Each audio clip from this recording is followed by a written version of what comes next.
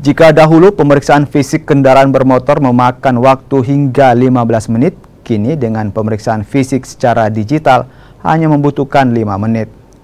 Petugas cek fisik kendaraan menggunakan beberapa alat seperti kamera beserta monitornya yang disediakan untuk menunjang sistem digital tersebut.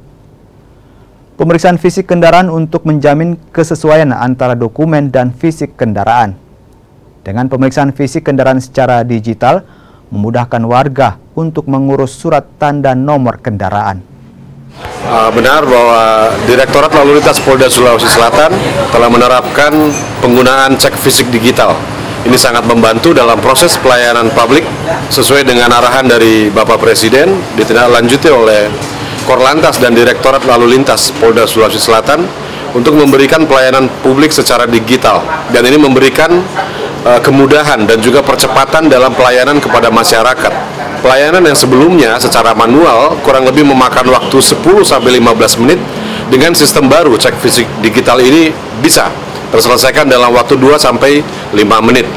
Beberapa fitur yang juga menguntungkan di sini bahwa cek fisik digital akan mengarsipkan secara digital dan ini akan sangat lebih rapi untuk dapat diarsipkan oleh personel kami di sini yang tentunya dapat memberikan validitas data kendaraan dan juga kesesuaian antara fisik kendaraan dengan data yang harus kami ambil.